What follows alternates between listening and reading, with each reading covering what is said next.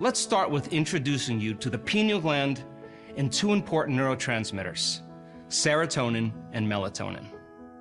Let's start with the word pineal or pineal. Both pronunciations are correct. Pineal or pineal meaning pine cone shape. The pineal gland, it looks just like a pine cone. There's no coincidence that it's called pine cone shaped. Now, the pineal gland is a tiny little gland, a little bigger than the size of a grain of rice. It's right between the back of your throat and the back of your head. And it's important to know exactly where it is, because when we begin to practice activating the pineal gland, you're going to have to become aware of where it exists and put your attention on it. And where you place your attention is where you place your energy. And the more you pay attention to it, the more you become aware of it, the more you stay present with it, the more you begin to put energy to begin to activate it. The pineal gland is very sensitive to visible light. Light that's coming from the sun or light that's coming from lights that we have in our homes or in our offices. That wavelength of light. Once light is perceived when our eyes are open, the frequency of light is picked up by the optic nerve, and it sends a signal right to a nucleus in the brain called the suprachiasmatic nucleus. That nucleus signals the sympathetic nervous system, which signals the pineal gland, and the pineal gland gets busy making a neurotransmitter called serotonin. And serotonin is the daytime neurotransmitter that, once activated, begins to cause us to become aware that we're local in space and time, and we become conscious that we're our bodies in an environment and in time.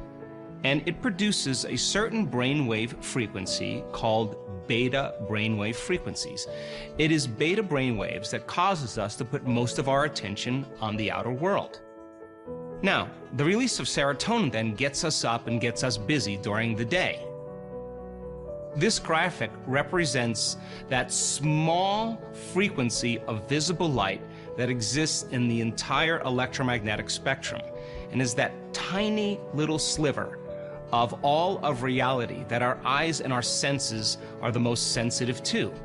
When there's an inhibition of light, or there's a lack of light, the lack of the wavelength of light that usually hits the back of the eye, the optic nerve, begins to diminish the release of serotonin in the brain.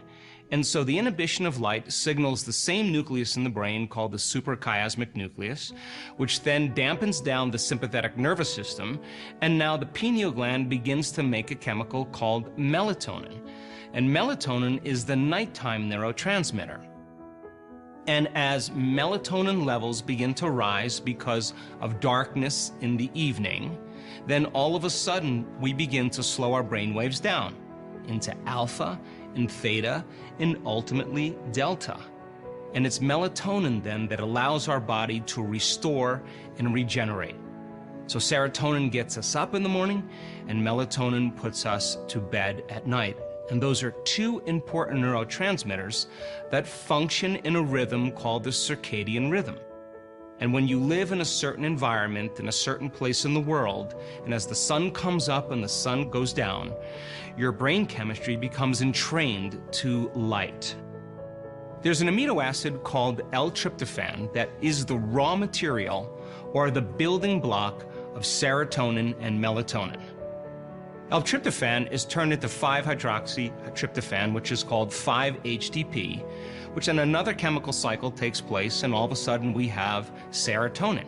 Serotonin goes through another biological process, a biochemical process, and is turned into N-acetylserotonin, which ultimately becomes melatonin.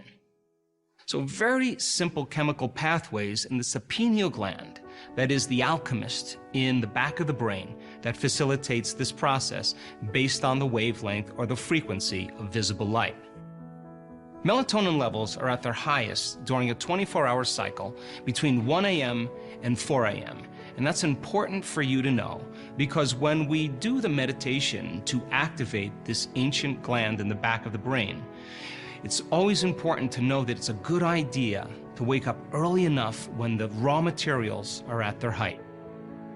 Melatonin levels tend to go down as stress hormone levels go up.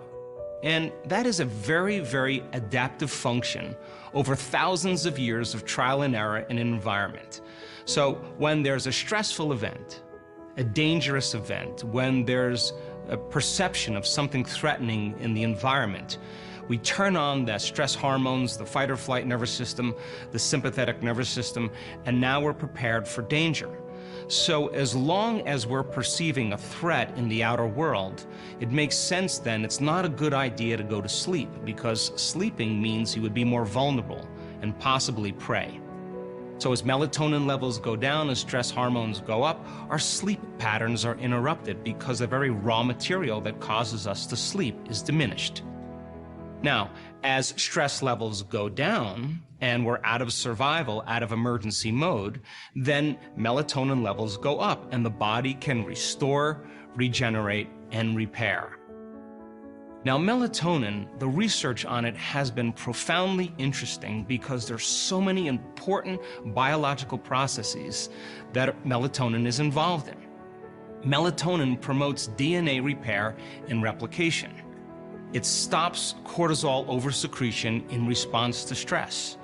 In other words, if your melatonin levels begin to go up, your stress hormone levels go down, and a little administration or a little addition of melatonin sometimes is enough to jumpstart us to move into restorative sleep.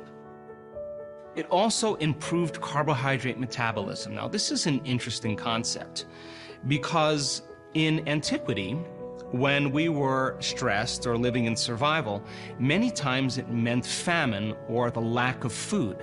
So when the survival gene is switched on, all of a sudden now the body's going to take carbohydrates and store them as fats so that we have a reserve of energy in the body. So people who are constantly under stress always are taking carbohydrates and storing them as fats. Melatonin tends to break that cycle. It lowers triglyceride levels. It inhibited atherosclerosis or hardening of the arteries. It heightens both cellular and metabolic immune responses. It decreased certain tumor developments in laboratory animals. In certain laboratory animals, it increased lifespan by 25%. It has a very important neuroprotective role in the brain. It increases REM sleep. It is an important free radical scavenger and antioxidant.